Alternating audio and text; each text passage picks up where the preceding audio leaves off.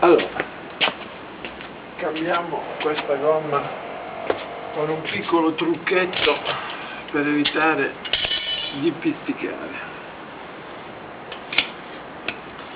Inseriamo le nostre leve,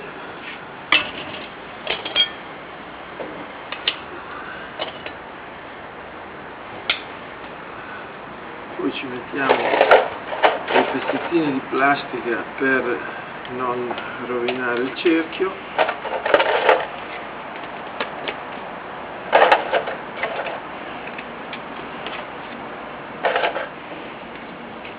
e nel punto dove viene su meglio cominciamo a stallonare il copertore.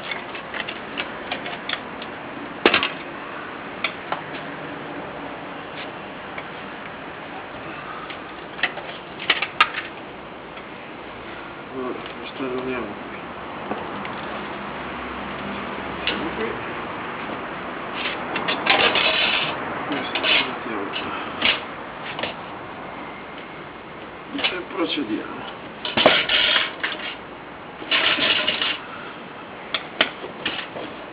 Adesso questo rende la e non la mousse, viene via bene senza rovinare troppo il cerchio.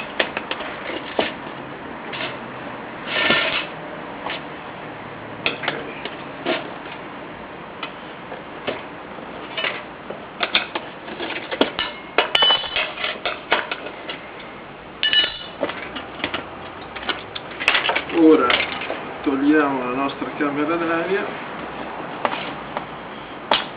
in questo modo, camera d'aria rinforzata in buone condizioni. Eccola qua.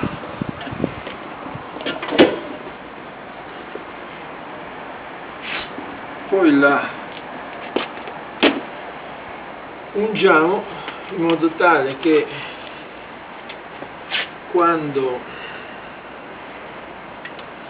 per le sollecitazioni della gomma sul cerchio cercherà di venire pizzicata, essendo unta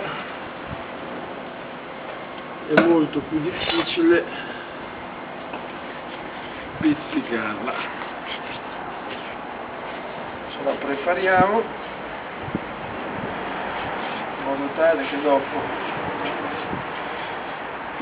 la riusciamo ad inserire facilmente. Unisco le mani e tolgo questo, ho dimenticato un attrezzo,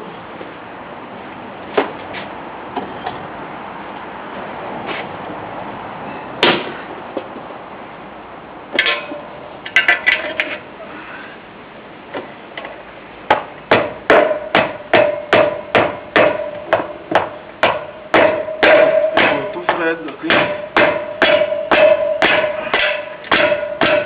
copertori sono molto tosti sono molto duri e molto tosti da togliere. Questo è il vecchio, togliamo il flap, sia in posizione, e montiamo la nuova gomma, nuova per modo di dire, usata però in buone condizioni. Allora, il disco è a sinistra, così, la parte deve andare così. Eccolo qua.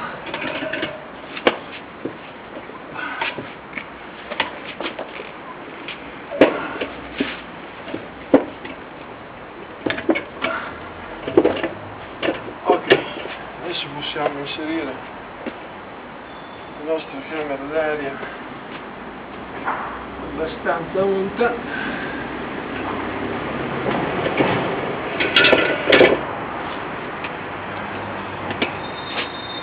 Così, partendo naturalmente dalla valvola.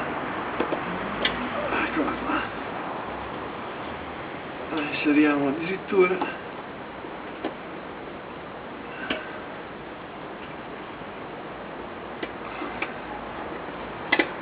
È sempre un'operazione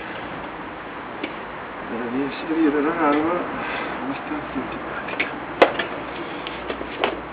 Poi inseriamo la nostra camera unta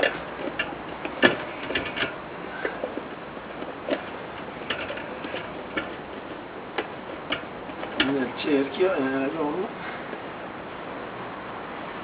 Eccola qua.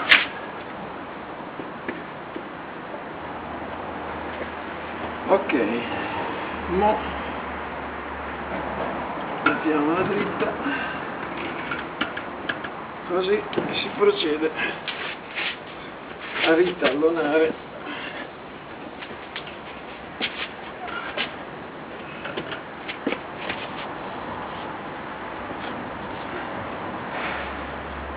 il nostro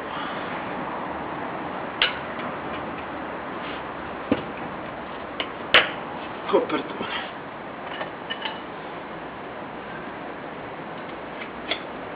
Possibilmente senza danneggiare il cerchio.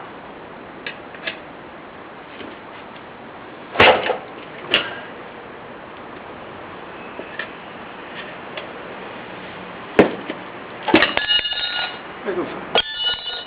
Adesso è solo da rigonfiare. In questo modo la camera d'aria unta viene più difficilmente ficcata sul cerchio.